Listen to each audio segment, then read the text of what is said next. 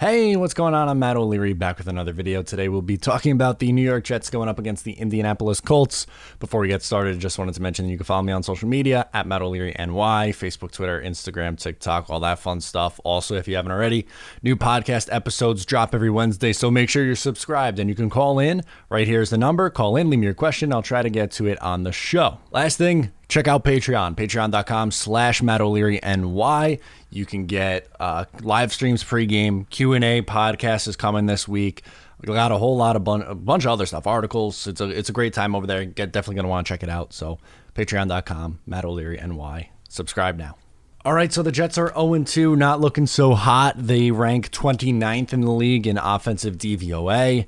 Their offense stinks right now. That is no surprise. Defensively, they're 11th in defensive DVOA. How they're 11th, I'm not quite sure. They have the most missed tackles in the league. They have 40 missed tackles in 2 games. That's preposterous. I don't know how that's possible, but the Jets have been playing really bad football and essentially had 2 blowouts in back-to-back weeks. They're taking on a pretty good team in the Indianapolis Colts, who rank 21st in offensive DVOA. Not a whole lot going on there. But defensively, they've been really, really good. They are 5th in the league in defensive DVOA. So to me, when I think about the Indianapolis Colts, what I want to know is how much does Philip Rivers actually have left in the tank? And I would argue that he's been okay. He has a lot of interceptions. He has 3 in 2 games, which is something that looks like a trend with Philip Rivers late in his career. But 77 completion percentage, 2 touchdowns at 92.3 rating. 288.5 yards per game. I think he's been fine, so he's going to try to move the ball against this Jets defense who, I mean, let's face it, yes, they are supposedly 11th in DVOA, but they haven't been good. This is not the same unit that we saw last year. Greg Williams has a lot of work left to do, and it's not going to be an easy matchup for the New York Jets going up against this offense who, yeah, Philip Rivers isn't the quarterback that he once was, but when you have a young player like Jonathan Taylor, who I'm going to talk about next, he had over 100 yards rushing last week against Minnesota, who they have a good defense on paper anyway. That's going to be the player that I'm more concerned about. Philip Rivers, we kind of know what he is at this point. Jonathan Taylor, as a rookie, is someone who I expect to have a really big day.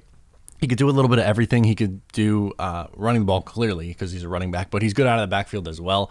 I think he has a big day. I think he goes over 100 all-purpose yards, maybe like 80 rushing and like 35 receiving yards, something like that, and a touchdown. I expect him to be a huge factor in this game, and that's who I'm worried about. Who's covering Jonathan Taylor out of the backfield? God hope it's not Alec Ogletree. Also, when looking at this Colts identity, this offensive line is really good. They have a really good offensive line, no doubt about it. Quentin Nelson's great. They were able to retain their left tackle. Like, this is a great offensive line, and they play really well together because they've been together for a long time at this point. So, theoretically, the Jets, who don't have much of a pass rush to begin with, probably are going to struggle against the Indianapolis Colts. We saw Quinn Williams get 2 sacks last week. I don't think he repeats that performance, and I think that a team who has a good offensive line and a good defense is just a bad matchup for the New York Jets. Last week, we saw the Colts defense turn over Kirk Cousins 3 times. He had a 15.9 passer rating. That's just awful. I don't know how Kirk Cousins looked that bad, but it does have me nervous because I just don't trust Adam Gase's game plan. I really don't. He has done nothing in his, 18 games as Jets head coach to prove to you that he is going to come out with any clue of how to move the ball down the field. It's all been dink and dumb kind of stuff underneath. Frank Gore has been getting a ton of work. 21 carries last week for Frank Gore against the 49ers. God, I hope that doesn't happen again. The Jets wide receiving core is banged up. We'll get into that in a second, but I'm hoping that LaMichael Pirine gets some touches because, God, if I have to watch Frank Gore get 20 carries and average 3 yards a carry, it's not going to be a fun Sunday. Perryman's unlikely to return until week 5. Crowder's going to be out.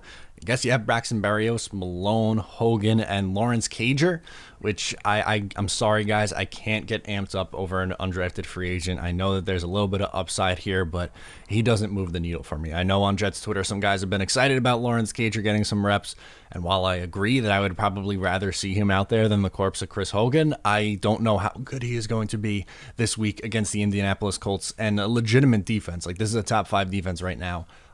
This could be a real recipe for disaster. I'm nervous. I'm not going to lie to you. I'm nervous. So we talked about me wanting Pirine to get the ball more.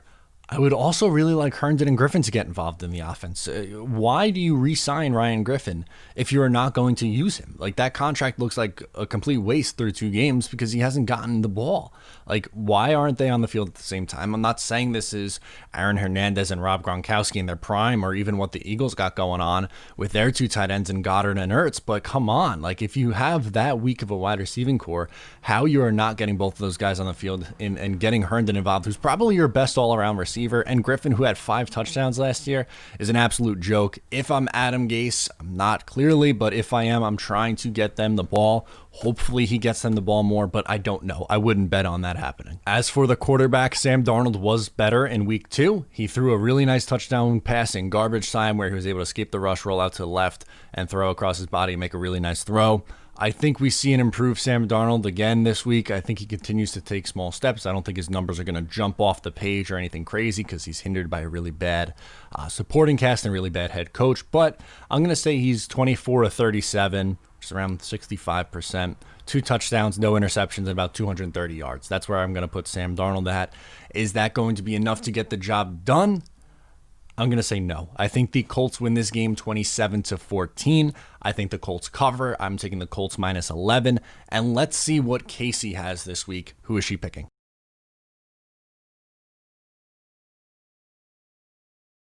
God bless her heart. She is taking the Jets. I hope to be wrong. Maybe I drop to 1-2. We are both 1-1 right now, but as of right now, we have picks that aren't the same. I'm going with the Colts. She's going with the Jets, so we'll see what happens on Sunday. But I don't know how you can be confident in this football team going up against anybody right now, let alone a team that has a really good defense like the Colts, a really good offensive line, an exciting rookie running back. Like, this could be a recipe for disaster. I have them losing by double digits. In Adam Gase's 11 losses as a New York Jets head coach, 9 of them have been by 2-possession games. That's crazy. Let me know what you think in the comments down below about this game. Sound off in the comments or on social media. Appreciate you. Make sure to subscribe if you're new, and I'll talk to you next time.